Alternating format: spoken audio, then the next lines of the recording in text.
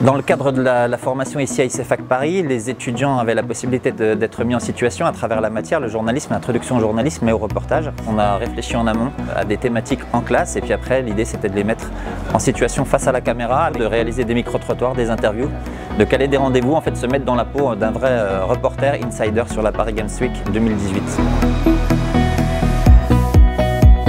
J'ai choisi le sujet Women in Games parce que ça me tenait à cœur et aussi parce que justement en tant qu'étudiant dans la filière e-sport, j'ai pu constater que clairement il y avait des problèmes de mixité. Rien que dans notre classe, on est 23 et il y a 21 garçons contre 2 filles. Et même si c'est pas un problème en soi, c'est visible. À travers ce projet, déjà, j'ai appris qu'il y avait justement des associations qui existaient pour ça.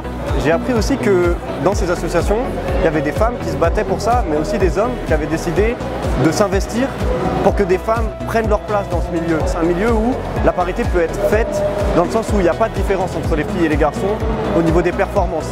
Donc si on se donne les moyens et si on donne les moyens aux femmes d'avoir une place dans les sports, ça peut être fait dans les années à venir. J'ai choisi le sujet de l'évolution de la Paris Games Week tout simplement parce que moi déjà en tant que spectateur et en tant que client de la Paris Games Week, j'ai remarqué qu'il y avait beaucoup de changements par rapport aux éditions de l'année dernière.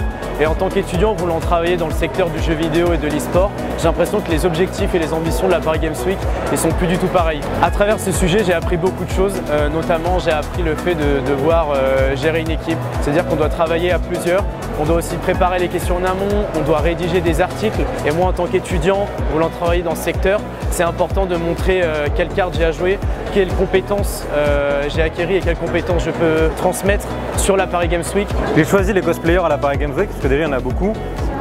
C'est un métier qui n'est pas encore très sûr, c'est-à-dire qu'il n'y a pas de rémunération, il n'y a pas de contrat en fait, il n'y a pas de législation autour de ça. Et pourtant je trouve que ça a déjà une grande importance dans ce genre d'événement, parce qu'on en voit partout, on voit il y a des concours. En général on peut en voir sur les stands comme celui de Darksider 2, il y en a qui sont vraiment très classe des cosplays. Le projet c'est carrément un plus par rapport à l'école, parce que déjà en fait c'est un projet qu'on a fait en cours et qu'en fait on développe au cours de la Paris Games Week. Et en voyant que ça marche bien, en voyant les entreprises, en voyant les cosplayers, ça va être un plus qu'on va faire en fait, qu'on va continuer déjà cette année, qu'on va essayer de continuer la 3e année et qu'on va essayer de concrétiser en fait avec le groupe dans lequel je suis, donc Erwan et Chloé. Et si possible, on verra si on a moyen de le faire pour de vrai, donc créer une entreprise et faire en sorte que ça fonctionne pour de vrai et peut-être après travailler là-dedans tout simplement.